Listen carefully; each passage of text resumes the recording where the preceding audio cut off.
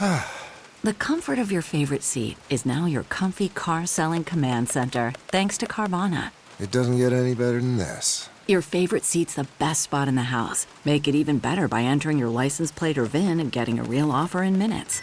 There really is no place like home.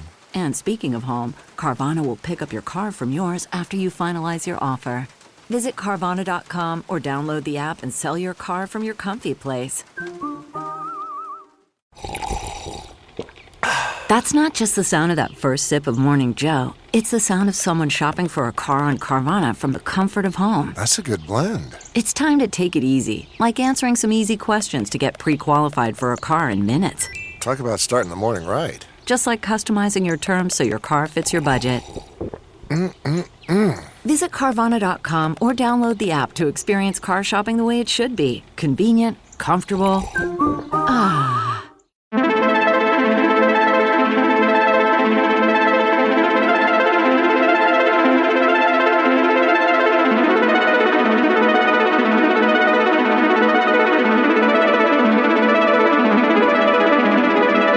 Welcome to Cosmic Channels.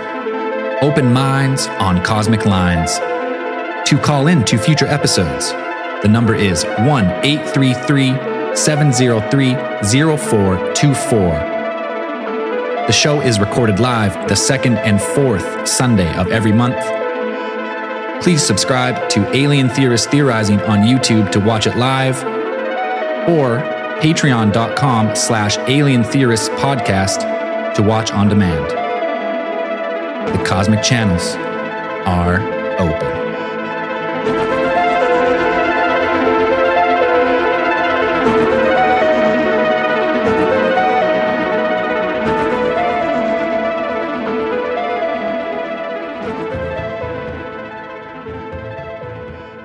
Love me some Cosmic Channels. I'm Braden. I'm Zell.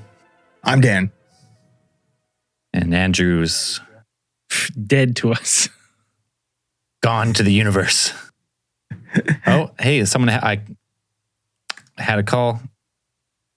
Hung up. Yeah, just like that. Yeah, Someone you know the drill. If you got a paranormal story, you've got a UFO encounter, you want to shoot the shit on some theories, talk ghosts, 1-833-703-0424. Boom. We're taking all calls tonight, baby. Here we go. What's that going sounds like the on? hang-up sound. Hang-ups? You hung up on them. No, I did not. let me tell you something, brother. See, there you go. Hello, Cosmic Channels. Hello. boy. Hey, what's up? What's your name? Where are you calling from? It's Peyton from Arizona. Peyton from Arizona. Welcome. What do you got? All right, boys. What do you got got for a bit us? of a ghost tale for you. Woo! Were you awake? I promise. I was awake. Yeah, all No right. dream All work. right. Got the music queued up here. All right, well, it was about 2005, and I was about 5. And I was watching The Simpsons. Nice.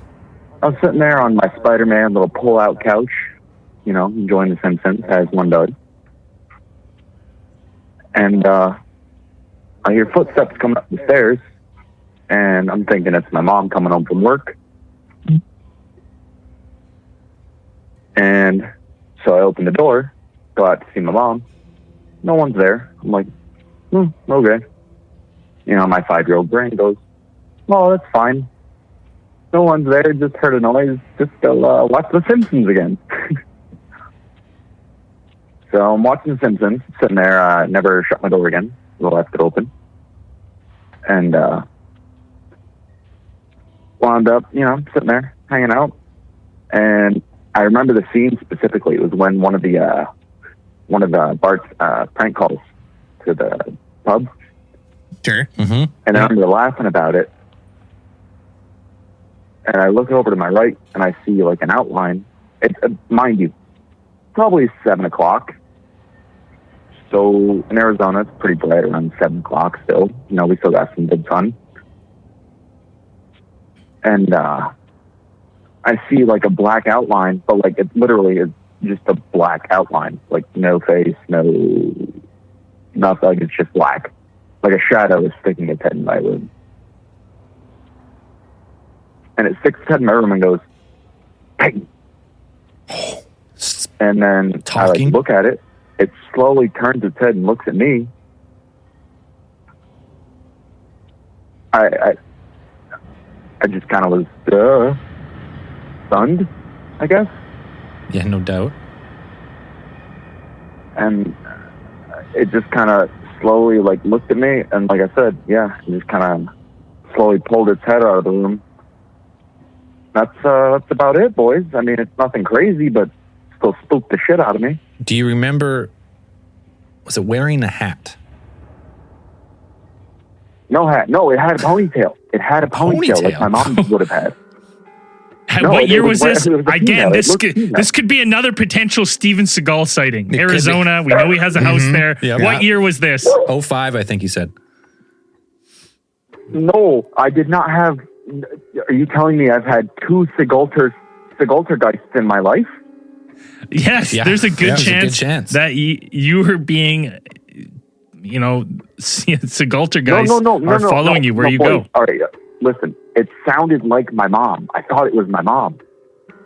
Dude, Steven Seagal is a great actor. I'm sure he can do a ton of impressions. Yeah. No, he's not. He- Whoa. Under Siege. It's some of his other Name movies. one movie of his that doesn't have a 3-word title. Have you seen Black Dawn? I mean, come on. Absolute masterpiece. Just stop. Okay. All right, boys. I appreciate you. Isn't that I don't know, but to me that's equally as creepy that there's a chance that it's a Sigultergeist. Yeah, I don't want Steven That's- Seagal creeping around my house. No chance. Yeah, that's kind of spooky. He's a creepy looking guy, especially nowadays. I haven't seen him. Has he been in the media recently? I have no idea. Oh God! Oh, there's a recent TMZ article. It was 4 months ago, talking about something Didn't he become a with cop? him and one of his housekeepers. He is in Hawaii. He's a cop.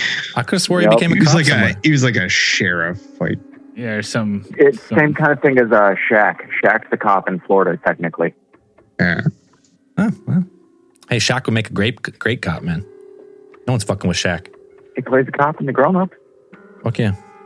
All right, brother, we're going to keep the lines rolling All right, tonight. boys. Well, I appreciate you. Hey, thank you.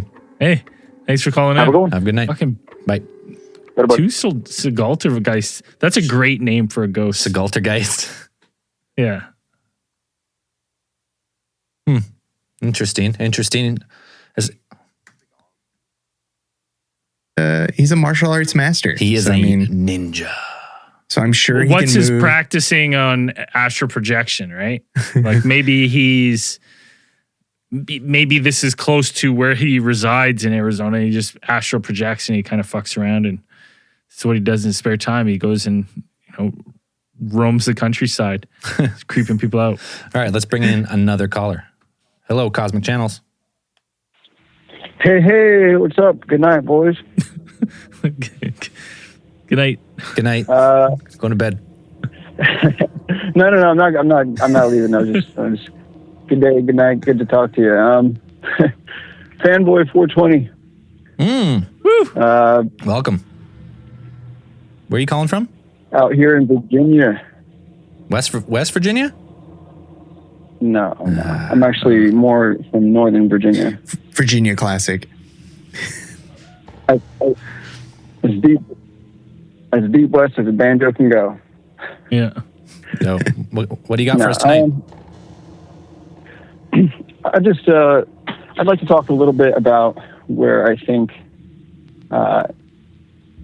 what I think the most likely explanation is for a lot of these alien encounters that we're having.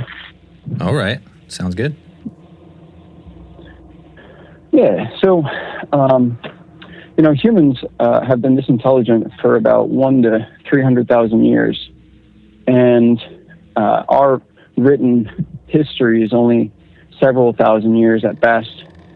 And so we have evidence with places like Göbekli Tepe and other ancient places that are, 13,000 plus years old, using technology that we don't know how to use.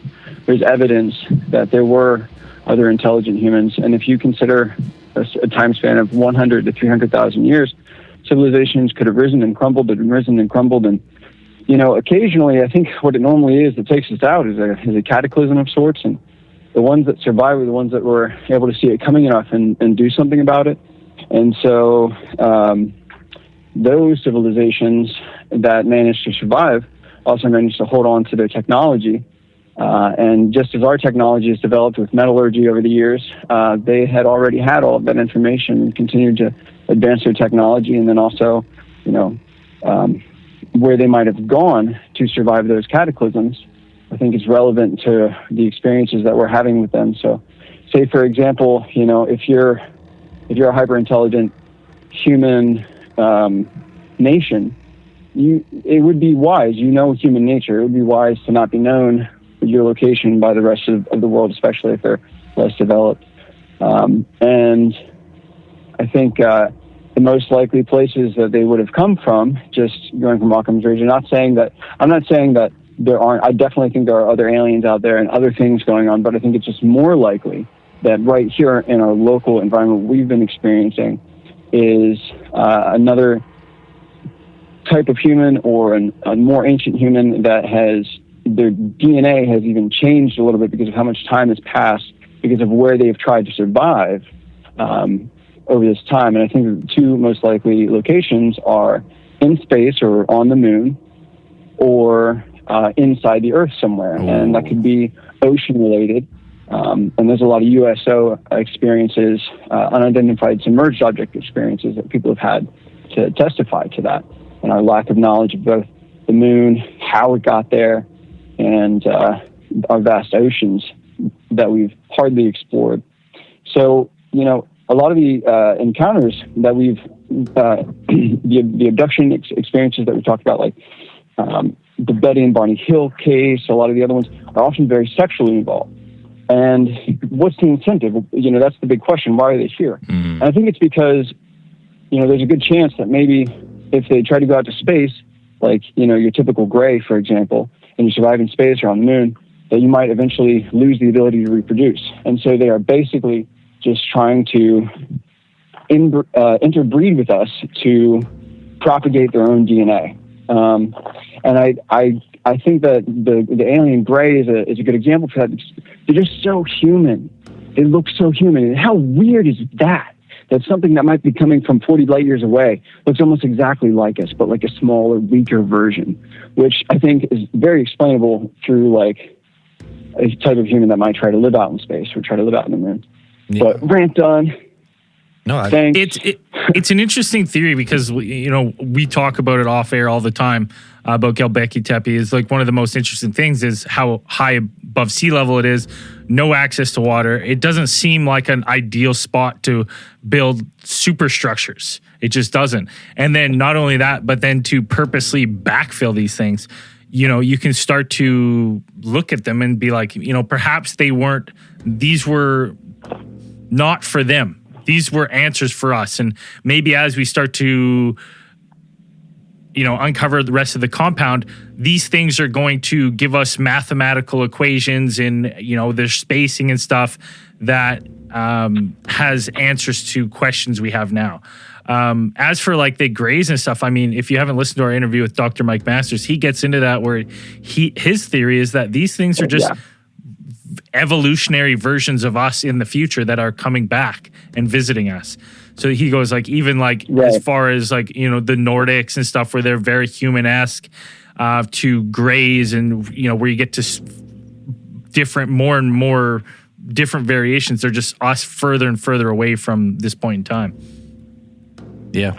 And hey, brother, you don't gotta convince me that there was ancient civilizations that were intelligent. I think that the rise and fall of humanity, I mean, it's Zell has Yunga Dryas tattooed on his ass cheeks. Just big fucking black bold letters on the back, man. But no, I think that humans. I don't think humans have been. It's not a linear progression. I think we rise through cataclysm, some type of drastic climate change, and or plague that wipes, sets people back. You lose, that we've talked about it before. Like humanity is so specialized now.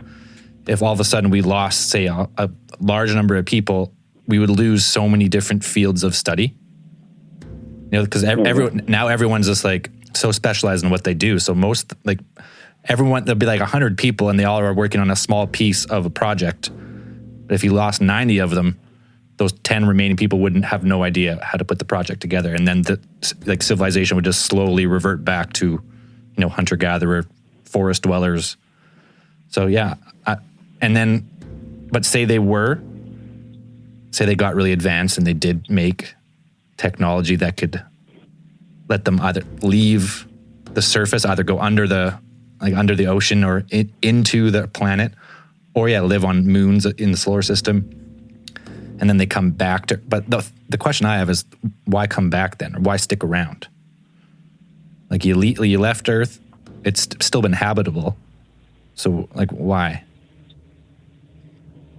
To really reach a certain level of plausibility with me for that theory is, number one, you'd have to find me a number of, I said this at the Mike Masters interview. I kind of asked the question. I was like, how come they're not abducting the high class humans? Why aren't they abducting like professional athletes, Olympians, people who have certain genetic traits that would increase survivability, people who are like, I don't know, people less prone to health problems? Because a lot of the abductees that we talk about on some of the case files have had previous like health issues, not related, like prior to their abduction cases.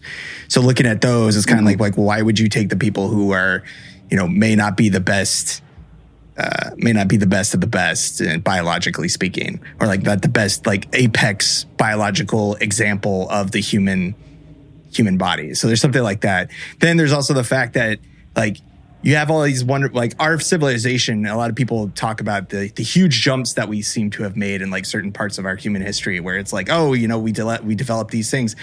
All of that was really made possible, like you said, and you're on the right track there, I think, is like the writing. Like writing, when writing came, that was a big fucking step. Like you can put stuff down on paper and people don't have to reinvent ideas. Like they don't have to go back and reinvent like the pulley. We don't have to go back and reinvent like this is how the Pythagorean theorem works. It's like we don't have to measuring the circumference of a circle. We don't have to figure it out all over again. Once we're able to record information and pass it on, and then we have institutions for that, institutions of learning, universities, these kind of depositories of information, libraries, you know. So if there were a civilization, like I'm just waiting for us to find that real depository of information, like that place where they stored information, or even some type of, global spanning monoliths or something that you'll find where they have something on there recorded that can really like this matches up with this, and it's just something that, you know, if they're working off of human Earth physics, like a lot of their math we'd be able to figure out. Like we'd be able to figure out a lot of that stuff. So I'm just waiting for that. Someday we'll find it. You know, maybe it's buried a little bit deeper under Göbekli Tepe or something like that. Or maybe it's just been completely covered over in a giant cataclysm flood caused by a impact on the ice caps, causing vast global sweeping climate change. Who knows? Well, we await, because they're making new discoveries all the time. So, I mean, it's just a matter of time before they find something else that fills in another piece of human history. So, hey, that's a great theory, though. That was awesome. Do you mind if I expand on that a little bit more? Sure. Just real quick. So, two speculations you guys suggest that I remember is, one was the health issues, why they're picking people with health issues, and another was why are they coming back. So for me, I think, you know, they would be coming back because, just in my opinion, they would be coming back because they kind of need to, on a, like I said, on a reproductive scale. They're worried about going extinct. So they're trying to rebreed with us and maybe even reintegrate with Earth, since it is more inhabitable now than it maybe was in the past, or I don't know. I'm just speculating. Right. And then about the health issues, maybe it's the person that had the health issues. Maybe I don't really remember all of the instances that you might be thinking of, but maybe some of those are more epigenetic related or behavioral related, or maybe even still it's that person was selected because just their general genetics, their long-term inheritance, they had like some special gene that, wouldn't have necessarily been in a higher class, and the aliens just wanted that particular gene out of them or something. I don't know, just a guess. No, but I really appreciate you guys taking my call. No, that's a great theory. Those are fun ones to talk about. I mean, you could go for hours on stuff like that. So, hey, we appreciate it. Thanks for the call. That's awesome. Yeah, for sure. All right, man. Well, peace out, guys. Talk to you again. Family 420 out. Hey, there you go. Woo, Cheers. take care. Bye. Yeah, I mean, those theories of ancient civilizations that have risen and fallen and wiped from the face of the planet through whatever. It's just, if they were there, just a matter of time before you find something. Eventually. You're doing deep sea drilling for some rare mineral and you stumble across some big megalith under the soil and you're like, oh, what's this? Yeah, we'll keep waiting because it's coming. Something's coming. All right, another caller. One day. Hello, Cosmic Channels. Hello, how's it going? Good, brother. How you doing? Oh, just living the life. Living the life. What's your name? Where are you calling from? This is Phoenix from Alberta. Phoenix from Alberta. Welcome back. Yeah, I've been on you guys' Discord for a while now. Cheers, you guys fucking lit. We appreciate it. Yeah, no, I gotta. What's the topic for tonight? Just whatever, or what? Yeah, we've abandoned dedicated topics. Just anything in the world of the strange. Oh, okay, yeah. I got a UFO thing from my logging side that I do. Oh, that's cool. You guys. Yeah, you don't have to ask about that one. Just lay it on us. Yeah. Yeah, I know. So, like, what happened was, like, it started last year. Like, sometimes, like, the way it works with our logging crew is, like, 1 week I'll be day shift and 1 week I'll be, like, night shift. So, like, halfway through of my day shift week, I was, like, working and my machine went down. So I had to go jump on night shift to get it fixed and whatnot. But, like, while I was, while I was, like, switching shifts, there was, like, this star that I saw. Like, it was just, like, a bright star, and then for some reason I thought to myself, like, wouldn't it be weird if it just, like, dimmed out, Sure enough, fucking dimmed out. A week later, I'm going back to night shift, and my foreman is dropping me off to the machine to go work at night, and there's, like, this one bright star in the sky, and same thing happened, I told him what happened a week before, and while I told him that, same thing fucking happened, just dimmed right down, And then while I was working again by myself in Private Wood, same thing happened again, and I've been seeing this shit and it's just been kind of weird, and I thought I'd call in and just let you guys know what was happening, Oh. But yeah, that's from the logging side. Oh. No. But nothing, like, no sound or... No, nothing. Like it literally looked like a normal star, and then out of nowhere, it just, like, brightened up and just gone, just vanished out of nowhere, It was kind of weird looking thing, and kind of gave me the creeps. It powered up and then took off. That's what I was, like, thinking, like, it looked like, like, just was trying to power up and just gone, Or what if it was a wormhole? And I seen this happen. They're just opening up a dimensional gate for travel, so they just come through, like just pop through. Yeah, that's good. That's what I was thinking. Like, what's his name, Freddie Silva or whatever? Mm-hmm. Like, how he talks about these light energy beings, like how they're, like, mostly energy beings that we're seeing, and it's just trying to jump in. Yes, exactly. And I was just like the way that these things, because when I work in the bush, like in logging, like I work like 6 hours away from everything, and it's just us, like, just our crew, right? And it, like, and these things, like, the way that they light up is, like, outstanding, And this is an ongoing thing out there. Yeah, like, well, where I'm from, like, north of Alberta, like, I've seen them, like, throughout the year lately. Like, when I started logging, like, I seen them, like, once in a while, but, like, these past couple of years, I've been seeing, like, pretty much every other month now, and it's, like, it's kind of weird. Now, and I just want to say this because I don't think this is what it is, but I know people are going to say, oh, it probably was the Northern Lights.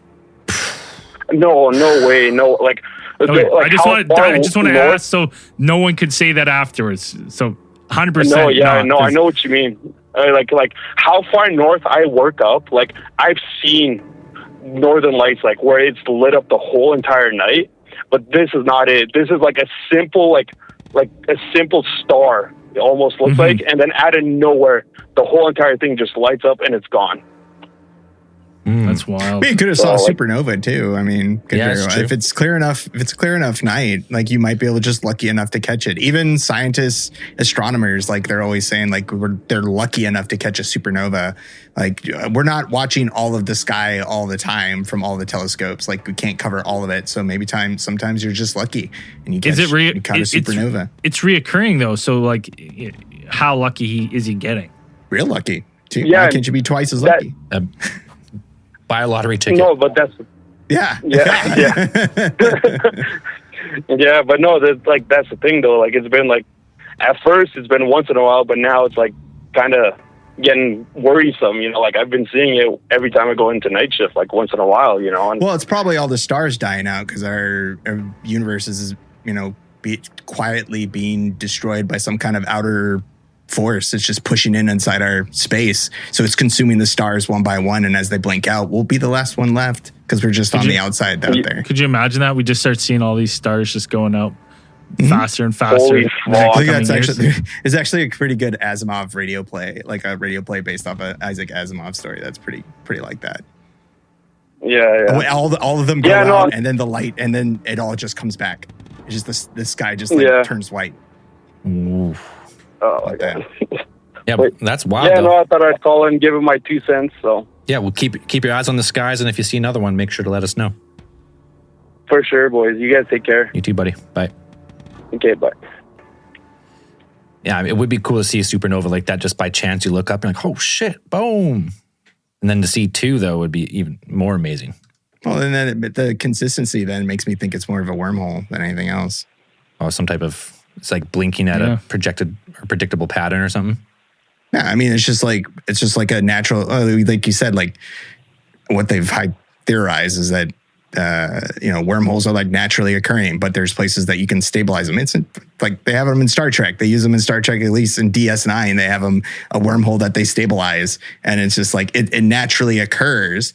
But once you're able to find a stable one, like you can, and like you shoot like charged particles into it to kind of get it to go, and then you move through it. You can jump just give it a little bit of turn it on essentially, and then you go through, and then you pop out and light years away.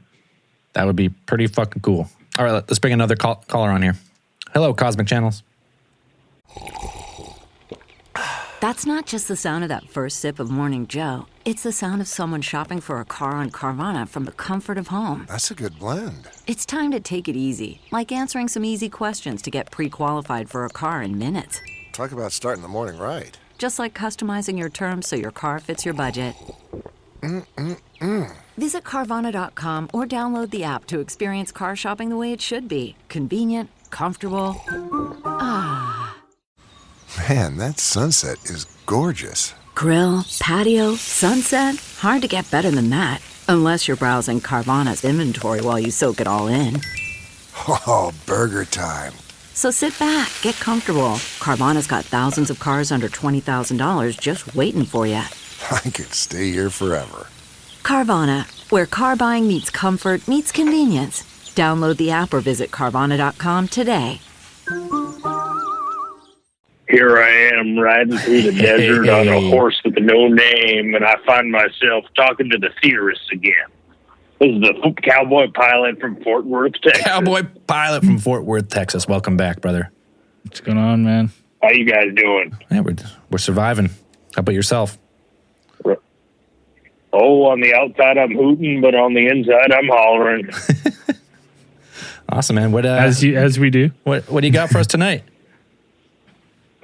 Well, sir, I have a theory that was so bizarre and so strange that I could not help but call in and get your opinions on it. Oh, have you fellas ever heard of the theory of phantom time? Yep. Is that we lost a chunk of history, like 100 years or something? Yep. Somebody used the wrong calendar. 300 years, roughly. 300, okay. Yes. The idea that effectively 300 years of specifically European history are made out of whole cloth and never happened. I like this theory. Continue. It is supremely bizarre. It was created by a guy named Dr. Herman Illig in the late 1990s.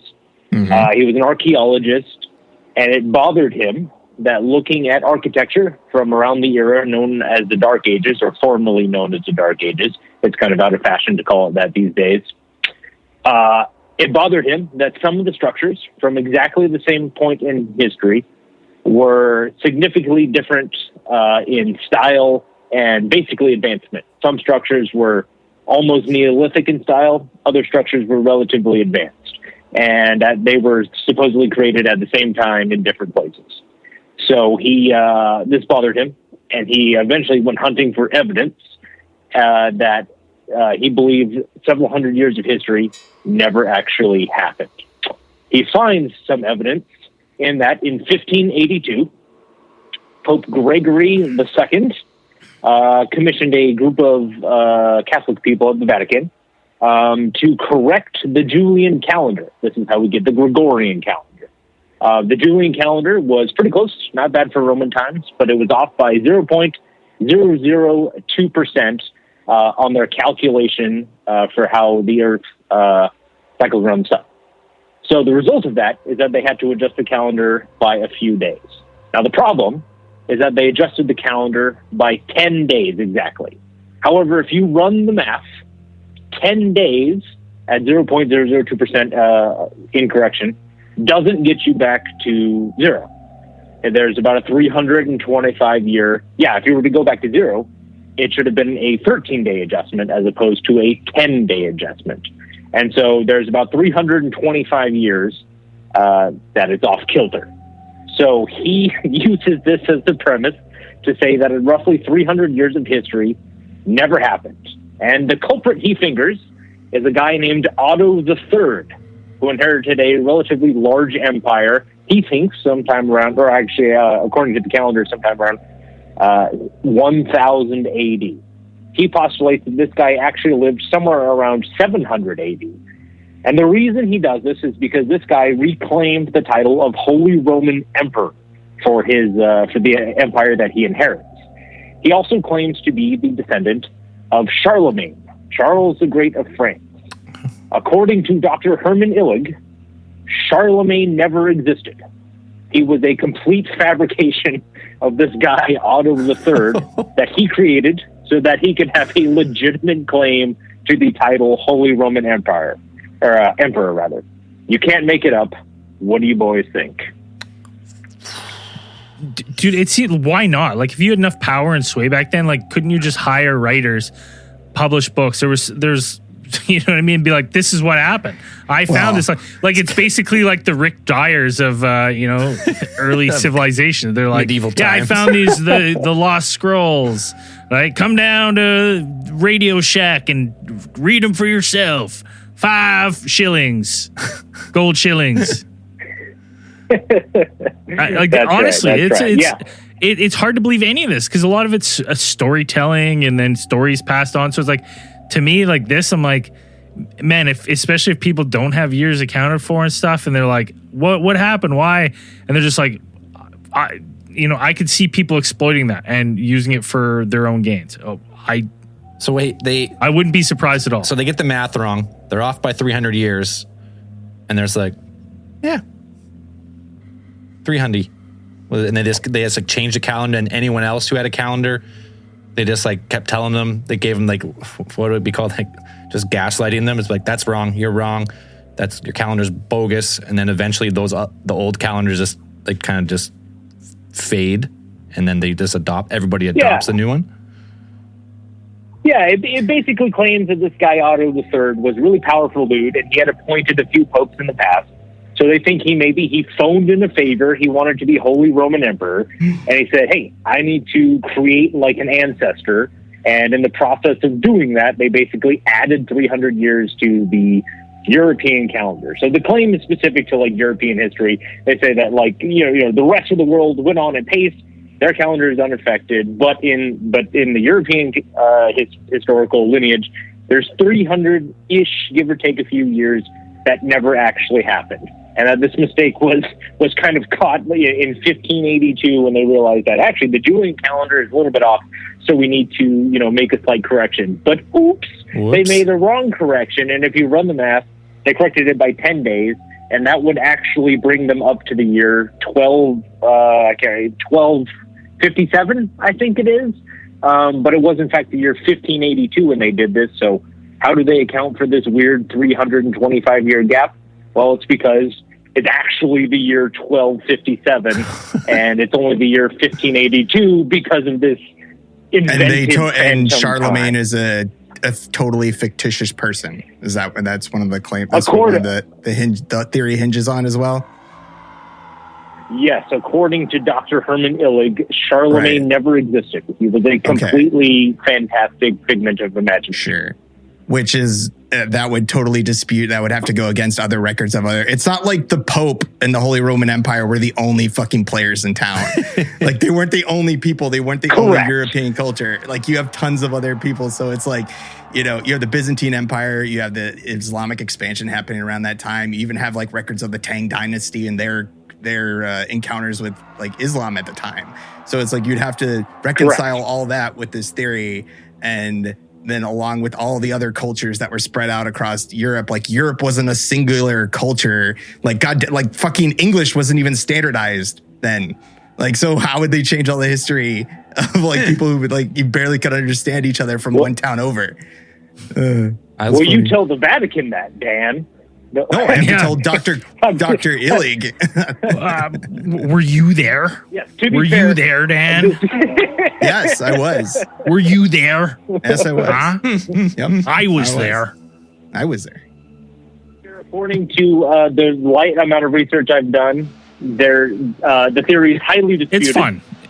He has had to revise his theory a few times to account for the fact that Dan is correct, that the rest of the world went on, and history did not, in fact, stop. But according to Herman Illig, he really holds fast to this whole thing, that Charlemagne never existed, that the reason that Dark Age architecture varies so much is because basically there was no Dark Age, right? That you're jumping about 300 years, and the time span was, completely fictitious. Naturally, I would love to dive into like linguistics, like the whole idea that why it was so different is just because every town had its own type of culture. Like was it like 15th, 16th century English was completely different than what we speak today. And like you could just go from places. Yeah, have you ever England, tried to read Shakespeare? Ugh. Yeah, if you like just today, like people have a trouble reading just Shakespeare, and it's like back then, it's like all of the language was it was a whole mishmash of a whole bunch of like regional dialects, like from wherever you were. Absolutely. So once you went to the next town over, you might not even be able to understand the people who are there. Like you'd be speaking English, but it would just be different. And I don't know, like it's hard for me to kind of put a whole blanket theory on like all of Europe during those times, which were extremely fractious and like there's tons of other stuff like moving parts in there that people that don't seem to be accounted for. I don't know. I'd like to read his updated theory when he prints that. I'll take a gander at it. I believe it. Yeah. The part that's kind of hard to get my head around is that this Otto the Third guy apparently is. He's inventing stories that go against his own interests. You know what I mean? He's creating this character, Charlemagne, who's like supposedly the greatest human to ever live.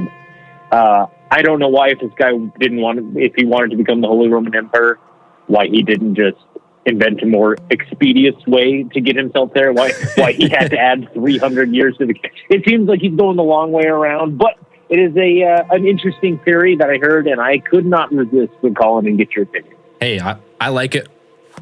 Boom. 300 years, just like that. Stranger things could have happened.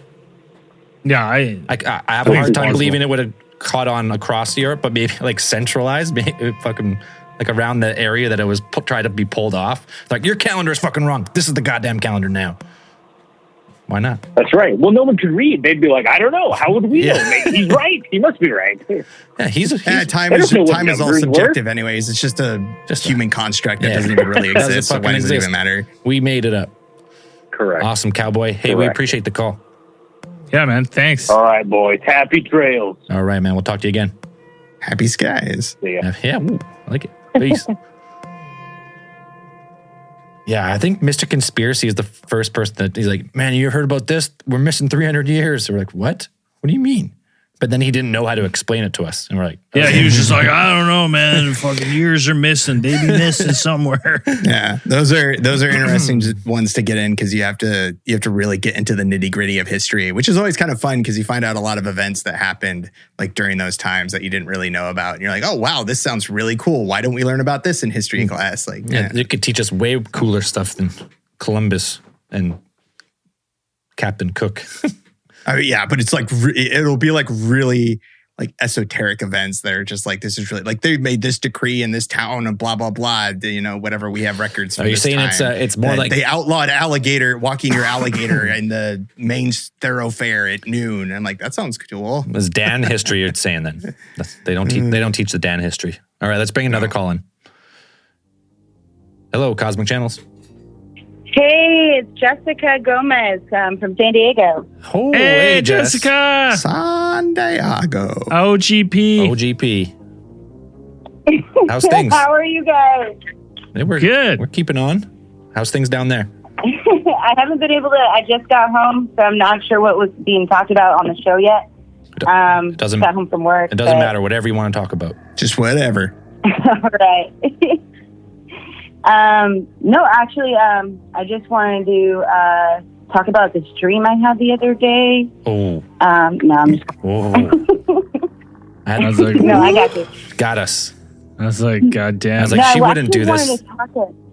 No, not at all. Never. I wouldn't.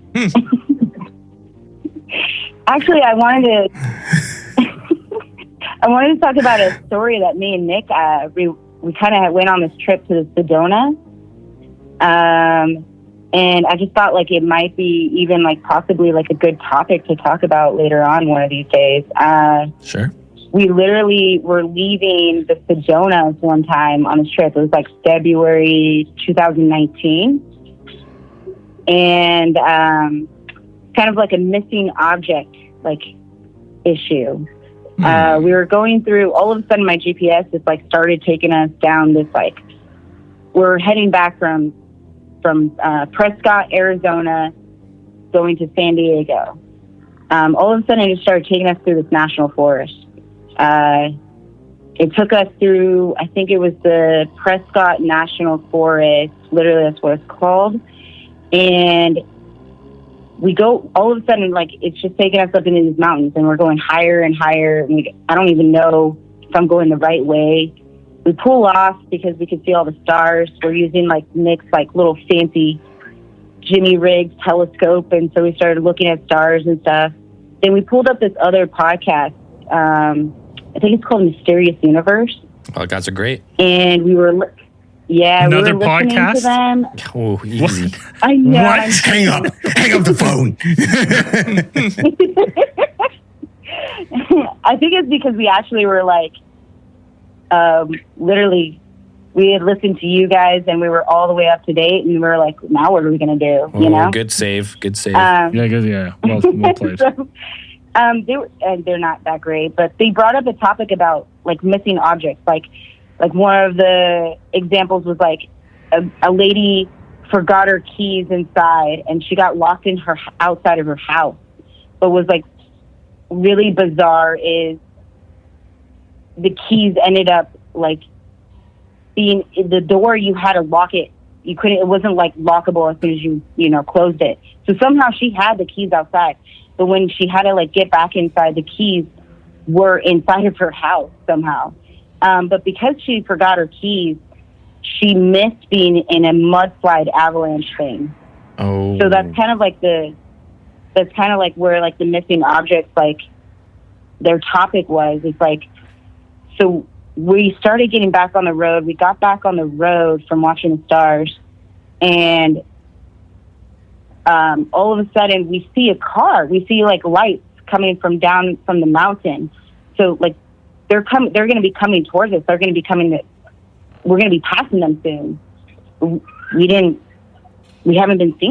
see them. Nick pulls out a cigarette from my cigarette pack. And I'm like, she puts it back down, everything. And I was like, hey, can you grab me one? All of a sudden, we can't find my cigarette pack. Nowhere. Absolutely. And so I had to pull off into this dirt road. All of a sudden, and it started feeling like our hearts started racing. I started like feeling like something sinister was kind of happening. There's this dark dirt road we pull off into, and it's a dead end dark road. And we see, because my headlights can only go so far, but we see in front of us something in the middle of the road. And legitimately, I didn't want to go any further to see what it was. Legitimately, it looked like somebody laying down in the middle of the road over there. All I can think of, we didn't see the fucking car come back up from that hill. We haven't seen him pass us yet. And all I can think of is, if that car pulls up and they're not good people, we're blocked in here. And I'm like, I'm freaking out. So I don't care about my missing cigarettes. I'm backing out. Let's go. We never saw that car pass us. Nothing. We continue on our trip. All of a sudden, a car's behind us.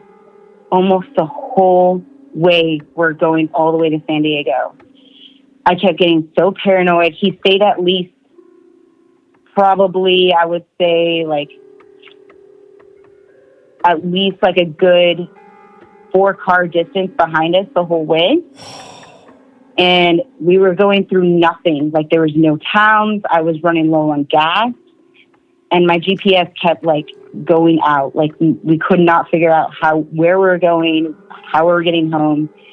We passed this, like, almost like a ghost town. All we could see was, like, just, like, trailers and, like, houses, but no cars. It was completely dark. And then all of a sudden we get pushed out into like El Centro area that's by Mexico. And that's when all of a sudden that car just turns off and everything. But the whole time, all I could feel was like my heart racing and that something was just not right. And Nick felt like it was like almost sinister because those cigarettes, once we got into like where we could see more light into the car, they're right there where she put them. So yeah, it just felt like really fucking eerie. And I felt like it was almost like, because we were talking about like listening about missing objects, it almost like felt like something was like almost like messing with us. Someone was listening. The universe is a simulation. They're fucking with you. I keep saying, if you put something down and you want to remember where it is, you got to do something. You got to like put your hands together. You got to do a little spell. Yes, I say that trick now all the time because I remember when you gave that advice on one of the podcasts, and I was like, oh my gosh, I need to do it. It fucking works. Dude, I cast fucking spells all day long and I lose shit regardless. You have to be like, finger gun it. You got to finger gun it. You got to be like, this is where my phone is. Bang, bang, bang, bang, bang. And then you'll remember. I do like a whole, really dumb. I do a whole karate kata when I've put something down and I still can't remember where I fucking put it. Well, you guys also might have mild brain damage, so I'm not sure. I might have, there's a couple concussions that are lingering from early adulthood. That's fucking wild. Yeah, I mean, missing objects. I mean, you get down that thing too. Is like, was it fate? What if you found them? Like, whatever dimension some of my awesome comic books fell into. When we find where all the missing objects go, I want them back. Oh yeah. Yeah, Dan. I didn't know the trick back then. That was Nicole's theory. She said a dimension. That's her theory about it. She thinks, she had a guy. She's going to the 7-Eleven. I said it's a dimension chock full of like keys and your left sock. Yeah. I'm having such weird deja vu right now. Yeah? Yeah. Have we been here before? I don't know why. Talking about the same thing? Because we've talked about this before, probably. No, I don't think so. Not on Cosmic Channels. I don't know. I'm just getting a really weird deja vu. I don't know if it's having Jessica on. But I don't know. I'm having weird deja vu right now. brain damage. I've definitely never told you guys that story. I just like, we didn't really think much of it, but then, you know, she had this instant happen not too long ago, and she's in Seattle right now. She had an instant happen where she was going to the 7-Eleven, and it brought back that memory because she was talking about dimensions. This guy standing in front of 7-Eleven looks like a legit guy. Doesn't look homeless. Like, I don't think he looks homeless or anything like that, but he's just standing in front of those Amazon delivery boxes that are like, you can have like outside of a store. Sure. And she stands right in front of him. All she does is go in, buy a packet of cigarettes, walks out, and this guy was like this focus, like almost like nothing was phasing him. He was standing still, staring straight. She forgot something, and she had to run back inside, runs out, and he like just vanishes. Like, and she's like, he would have had to like walk, like I would have seen him walking somewhere, but like he just vanished from that point. And she said it was, the way she was describing it to me, she was like, it made me feel so like scared, like at the time, because she looked all around because she was like, that guy there's no way he disappeared like that. And she just had this feeling, and that's what brought it up. She was telling me tonight, remember my theory about dimension and then what happened with those cigarettes. And yeah, that's her theory, is that she thinks that for split, almost like moments in time, that you can slip into a certain dimension, but like you come right back in. Yeah. Like you just like, you phase through or phase across or something. Mm-hmm. Yeah. I love it. And that her theory was like, I think her theory was like almost like that could tie into that deja vu. Yeah. Oh, like when you cross over, that triggers, like you're experiencing something that's happening in a different dimension. Like you kind of feel like it's because it is actually happening. Right. Like infinite realities. Do we go with that theory? Why not? I think it makes perfect sense. Oh, I love talking about that shit, especially when you get really stoned. Oh yeah. All fucking night talking about alternate dimensions and visiting them one at a time. Or you're talking about the incredible mechanism that is our human memory. Well, not as fun. No, not as fun. No, I think it is. Actually, I think it's incredibly fun. Not as fun. Awesome. That's because you haven't had people. But yeah, I don't want to keep you guys too long. You know, I just, wanted to bring up, maybe that'd be a good topic. Missing items. Like, are there 100%. cases that it legitimately saved somebody's life or that kind of thing? Yeah, they lost their keys, and if they would have had them, they would have would have been in an accident, or it might have been ended up somewhere where there was a gang shooting or something like that. Yeah, that would be a fun one to look into. Yeah. Hey, Jess. Well, it's good to talk to you. It's been a while, so hopefully we can get down to another Alien Con. Oh yeah, I'm hoping for it. Or something like it. No, we're doing something in March. We just don't know where we're going yet. You don't know what. We'll have our own Alien Con with blackjack and hookers. Yeah. They're fun. What are the dates again? What are the dates? March 2nd to 7th. 2nd to 7th. All right. Yeah. Because I'm going to put in leave. I'm putting in leave, and I'm making sure I have that time free. We're going to make an announcement soon. We don't know where we're going. I think Texas looks promising, but there's some other names. But we got to make a decision here. Probably tomorrow. All right, Jess, we'll keep you posted, but we're going to take a couple more calls for the night. All right. Have a good time, guys. And hey, take care. Just remember, fuck you, call us. What was that? Fuck you, call us. Okay. Yeah, we will. Love it. All right. See you later. All right. Bye, guys. Missing items? Yeah. That's a cool theory. Like the reason you didn't get in that accident, if you go look at the logistics after, is because you lost your keys or because something like that. Did you forget to load up that little graphic I made for you? I did. I tried to do it on the fly, but it's not working for some reason. So I got to troubleshoot it after. Whatever. It's all good. All right. One more call. Another call here. Hello, Cosmic Channels. Hello. How are you? Doing well, brother. What's your name? Where are you calling from? Richard, calling from Alberta. I talked to you guys, I think on your second episode about a location we called the Spook Hole back home. Oh shit, I remember the Spook Hole. Okay. Yes. So I have a story. This is back on my grandparents' land where we lived. There was a little coulee or valley, a little bit of a creek running through it. My grandparents lived on the south side of it. We lived, I got the long driveway on the north side of it. But that whole area is where a lot of this stuff has happened. So one night, it was myself, my two older brothers and older sister. We were all sleeping in. It was just like a little old house while my parents were building a bigger house. So all of us kids had to share this one room, and I was about around kindergarten at the time. And we had bunk beds that my dad had made in the house. And we got put to bed one night. And of course, all of us kids were laying there. We're carrying on. Nobody's tired. We're just 4 kids wound up, right, carrying on, chatting. And all of a sudden, like, we had no electricity, so everything was all by candlelight or lanterns. So all of a sudden, there was a door from that my parents kind of, like, the way this house was built, they retrofitted this one room as a bedroom. But it was actually, it also had a door that led to the outside, and it faced north.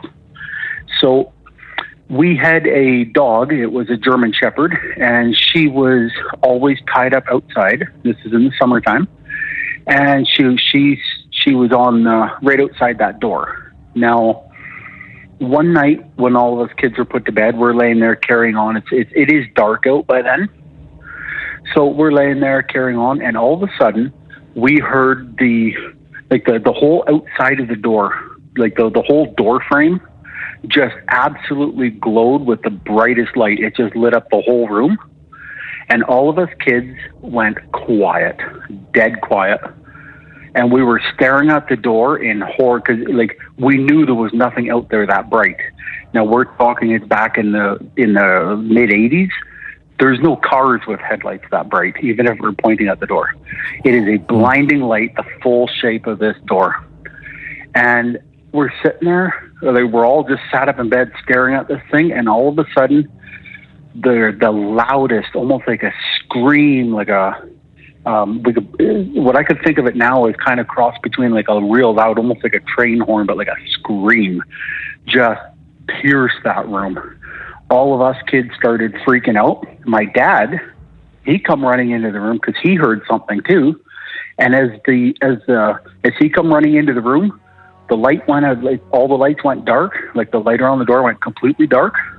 The noise stopped, and then all of a sudden something started scratching at the door. Like we thought it was the dog outside freaking out. Like you could hear the door was banging. There's scratches, like heavy, like something beating at this door. So my dad flies out of that house. He's got his rifle in hand, as I told you before. He basically kept that with him everywhere. Growing up then, nothing wasn't locked up. We just knew not to touch it. So he goes flying out of that house. He's got his rifle in hand. He's looking around with an old flashlight. The dog is laying by the door, sleeping. And he's looking, he goes, like, he's thinking like he's telling us his end of it, eh? Like, he's thinking like, okay, is somebody pulling a prank? He turned around, he looked at that door. That door, it was made out of like a big, basically a sheet of plywood. And the outside of that door was shredded. We don't know what happened. And it wasn't long after that. That's when we ended up moving out. My uncle smart move. My uncle used to live a little bit further back that long road. This is dark. There's no power even in there. My uncle used to live in a house further back there, and I can tell you on another call-in story of the stuff he's had happen. It was just an older house. He didn't want anybody moving in there. He literally burnt the house down when he left because it's all on my grandparents' land by the Spook Hole. And he was so worried about anybody just moving in there, like other family members, that he made sure that residence was, because his was so extreme, he made sure that nobody was moving into that house. But then now he just released it a couple years later. So yeah, maybe. Well, a couple years later, we moved in, and we knew, my parents knew about this type of stuff happening, but not to this extreme. Oh, so there was light coming through the door, then something huge blocked the light. So if you picture, take a regular door, like a house door. Like this wasn't a regular house door by all means. It was literally like a piece of plywood cut in the shape of a door. Right. It just had like a metal latch, almost like a barn door. It was just a temporary residence. And now it's something like that. Now it isn't sealed off. Just even like a regular door where you can shine light all the way around it. And like I said, you're sitting there in all darkness because that room had no windows. The only other way out was the opposite way of that door behind us, where our heads were, was the way into kind of the main living area. And my parents were sitting there, I'm not sure, chatting or whatever, but they did have a light going, right? But yeah, all of a sudden, like I said, so you picture at a doorway in complete darkness, other than the bit of light coming in from behind you, and all of a sudden the absolute brightest light just lit up the whole room from around the shape of that door. Fuck. And then it captured your attention long enough that you're staring at it, and you almost had time to think, and all of a sudden this loudest, ungodly, like a scream / almost like a horn. It was just deafening. And us kids, of course, we started screaming. That's when my dad came into the room and wondering, like, is somebody in here murdering us? Yeah, and he come running in. As he come running in, everything just went dead. And then all of a sudden, that's when the scratching started at the door. The heavy raking, identical what we heard on the roof of the other building we were staying in, right close to the spook hole. Oh, so there's. But when my dad stepped out, he looked around in the darkness and there was nothing. The dog was laying by the door sleeping, but that door was shredded. Absolutely shredded, the outside of it. Got a Wendigo. It wasn't long after. Terrifying. Well, that's what my family back there think that there is. Some type of they really do think there is. Wendigo demon. Yeah. That little valley goes from where my uncle used to be living further back. That valley runs east and west, and my grandparents lived on the south side of it, and my uncle was on the north side on that bush road.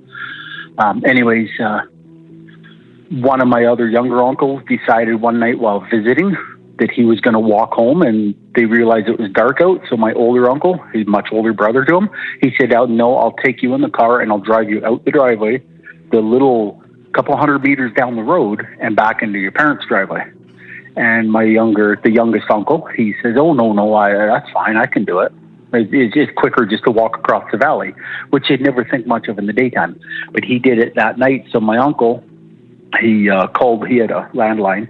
He called my grandparents and he said, like, "Hey, such and such is heading home. He's determined. He's walking."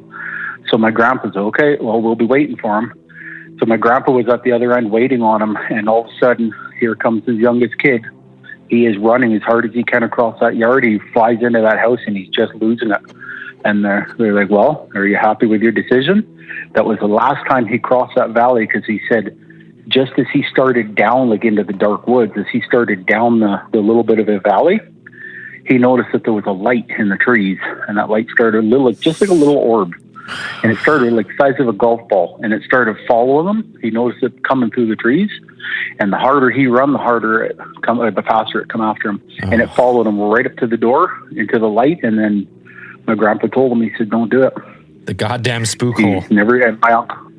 Yep, Like I said, I have stories galore. You guys are talking about doing a trip within the country. I'm telling you, that is the place to go. It is insane. There's two problems with the statement. One, it's called the spook hole. We'll never get Andrew to go. It sounds terrifying. We'd have to literally sedate Andrew. Yeah, there's not a chance. We'd have to pull an A-team, like put sedatives in his milk and then helicopter him out there. If I have time for one more short story, I have one for you from the same area. Hey, man. There's so many. Hey, I bet you do, but we're gonna move. We're gonna try and limit to one story per caller. So yeah, please call back with more tales of the spook hole. That place is insane. Will do. Thank you. All right, cheers, man. Good night. Have a good night. Bye. Bye. Yeah, some type of cryptid haunting the spook hole. That's what it sounds like. Yeah, dude, that's terrifying. All right, let's do one more call for this Cosmic Channels, and then we'll wrap this one up. Here we go. Hello, Cosmic Channels. Oh, is this you guys? Is this you? I mean, this is Yeah, this guys. is me, Anthony. No, let me turn you guys down on the TV real quick. My bad. No, yeah, man. no. Yeah. How's it going? Good, brother. Good, man. How are you doing? I'm doing all right. I wanted to call. It's my first time, I guess, calling in. Pretty, I guess, excited. But I wanted to talk about an experience I had a while back. Anthony, where are you calling from? This came to be because... Oh, Utah. My bad. Utah. I got excited. Okay. No. Utah. You calling from Skinwalker Ranch or Yeah. what? God, I wish. No. Not this time. Just Salt Lake. All right. That's all right. All right. What do you got? Let's hear it. Let's hear your story. But I will say, Brandon Fugel, his name is on a bunch of signs around the valley. Every time I do pass it, I want to. Yeah, he's like he's a fucking real estate magnate. He owns everything. Like he's he does. He's a real estate magnate. So much right? around Like, he made here. his money in real estate. His brother, doesn't his brother own like a Aerodynamic or something? They have like a flight company or something. Yeah. Big deal. Something like that. I mean, all the signs are here. Like, there's so many. Yeah. You can drive down any street and pretty much see them. But I'll get to my story. I grew up around Chicagoland and moved out here to Utah for college. And going back to visit one time into the city, I had an experience. And the reason I'm calling is because I heard a case file 182, the Loring Air Force Base UFO incident. And the way you guys described what happened, it was like, oh my God, I actually saw this happen. So cut to my story. I was visiting my cousin who lived downtown Chicago in the neighborhood called North Wells. It's just north of the Chicago River. So still pretty downtownish. I mean, tall buildings everywhere. We were walking back from the bar to his place, and all of a sudden we were stopped by two Chicago cops on bikes, and pulls over and says, "Whoa, you got to slow down. Hold on." And next thing we know, presidential motorcade comes through. And at the time, there was a NATO conference going on in the city. So we were just in the right time, the right place. The motorcade goes through straight to this softball field, maybe a block north of us. And sitting there was Marine One, the green helicopter the president always gets into. Okay. So it was crazy, right? Like we thought we were getting pulled over for being, drunk in public. So we were like, straighten up, like what's going on all of a sudden? But no, it was just, Barry O and the boys just boom, boom, boom. All, those black limos and everything came flying on by. And, sorry, my headphone dropped off. Yeah, we got you. Hello? Okay, yeah, my bad. So they zoom right to the softball field, and sitting there's the chopper. They pull up to it, they all get in, and we're walking closer. It's like, holy cool, this is pretty cool to see. I've never seen this happen before. Chopper takes off, and you can hear the rotors and everything, and then all of a sudden it vanished. I kid you not, we were looking at it, and then it just went away. And we were downtown. There's still skyscrapers around everything. Like, it's at a softball field. Like, the lights are on and everything. You could see the chopper there on the ground. And then it took up. A couple seconds later, gone. Like, you couldn't hear it anymore. You couldn't see it anymore. And I was like, wow, that was... To ask my cousin, I was like, did you just see that? Like, where did it go? And he's like, yeah, that's pretty crazy. I mean, I guess if the president got in it, like, it makes sense. Was this at night or was this during the daytime? Yeah, it was at night, for sure, at night. Okay. But I mean, like, it's not like where we were at was, it was pretty illuminated, I would say. And just hearing that case file and then, seeing that happen, and it all clicked for me. It was like, holy cow, I bet we did have that technology, or that was what they were testing back in the day when, these things would disappear from radar, just vanish, out of thin air. Yeah. Well, that's the kind of, like the presidential helicopters and stuff. You would assume that's kind of where they would use that kind of tech if they were experimenting and had stuff that works. Like, why not? Well, because it's a fairly like Marine One is a fairly well-known, super public kind of. It's super public. I see Marine One like flying over my house. Like, I live near DC. Like, I see Marine One flying around. every now and then. So it's like I wouldn't. I technology like that may exist, but putting it on a presidential helicopter seems like a big kind of like, why would you want your enemies to know that you have cloaking device on your helicopter? Well, I mean, like to me, I didn't know. I guess I didn't know it was like around, but how I rationalized it was there was the NATO conference in town. He was there. The helicopter's got to vanish so it can't be, targeted from people on skyscrapers or whatnot and all this stuff. It was like in 2011, 2012, different time in the world. Who knows? But I swear to God that it vanished, like it just was gone. And yeah, I mean, after hearing the sneaky Blackhawks in the Osama raid, I was like, oh yeah, that kind of makes sense. I guess, this is the top tier technology, but who knows, man? Who knows? It was cool to see. Well, yeah, no doubt that'd be fucking wild. But yeah, you're coming home, you get pulled over. As soon as the cops show up, I could just see that, be like, oh fuck, shit. I think it's a case of what you think you saw, you did not see. Neuralized. It might have been. Maybe I was, this phone call. I was just too excited at the time because that was, Obama, the president was right there, and here I was coming back off some tequila shots. Yeah, no. I mean, it's pretty. I'm not saying that they didn't have a cloaking device on it, but there's also the fact that sometimes, like during the night, when lighting conditions are a certain way, like if lights are pointing down, because most of the lighting that you're going to have on a city street or like those things, like the light's going to be pointing down. That's a good so point. when the helicopter takes off, like the light's not going to be shining on it. Most of the light's going to be reflecting down. And Marine One's already a pretty dark colored thing. Like it's a dark colored craft. So it's like if it kind of takes up above a certain place, it's going to be. Isn't the bottom of it white though? I remember seeing it white. I remember that. And like, but even that, you wouldn't be able to see that. Like even that, you probably wouldn't be able to see as well, especially at night. I don't know. Like what time was it? Was this early evening, or you said a couple tequila shots? Oh no, late night. Yeah. So yeah, it wasn't like super duper late, but it was but it was dark. Nighttime for sure. So it could, it was dark. I mean, that's the mundane explanation that pops into my head as being like that when it gets above a certain thing, because just light does weird stuff. So when something gets above all of that light, like especially on a softball field where I assume they had the stadium lights on, like pointing down, and then once it gets above that, it's kind of like whoop, it's gone.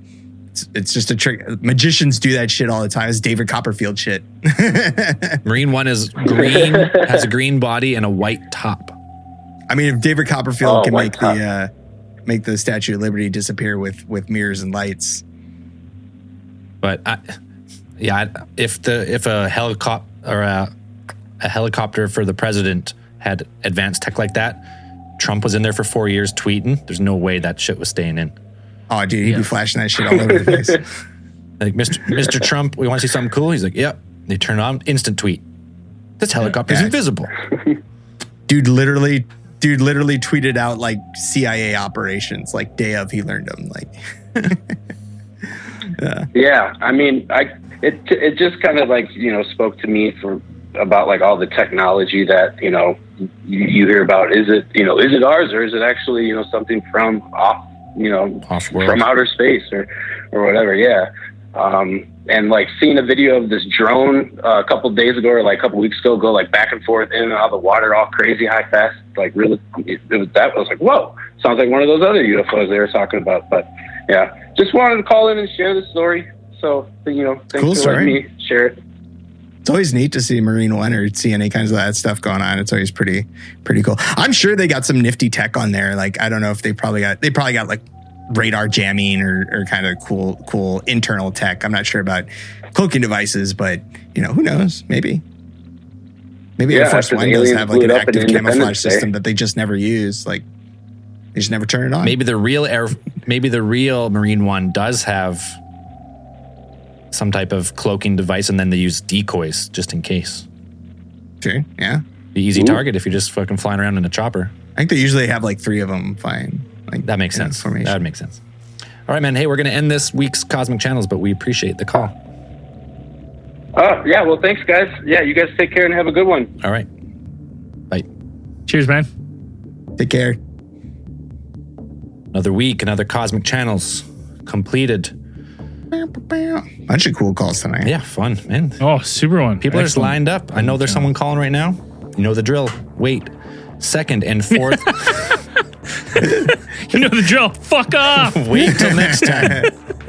Fuck you, call us. Fuck you, call us. And second and fourth Sunday of every month. That's good. You know the drill. Wait. That's great. No, we love you. We appreciate the calls. I wish, we could take calls all night, but the show's got to end eventually.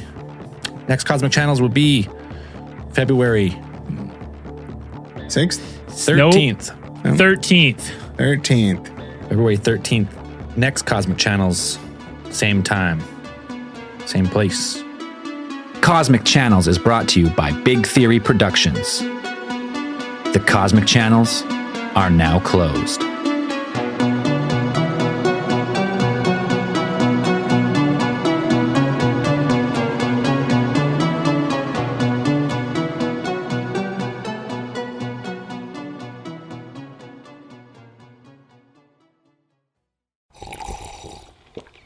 That's not just the sound of that first sip of Morning Joe. It's the sound of someone shopping for a car on Carvana from the comfort of home. That's a good blend. It's time to take it easy, like answering some easy questions to get pre-qualified for a car in minutes.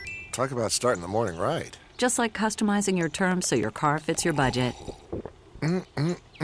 Visit Carvana.com or download the app to experience car shopping the way it should be. Convenient, comfortable. The comfort of your favorite seat is now your comfy car selling command center, thanks to Carvana. It doesn't get any better than this. Your favorite seat's the best spot in the house. Make it even better by entering your license plate or VIN and getting a real offer in minutes. There really is no place like home. And speaking of home, Carvana will pick up your car from yours after you finalize your offer. Visit Carvana.com or download the app and sell your car from your comfy place.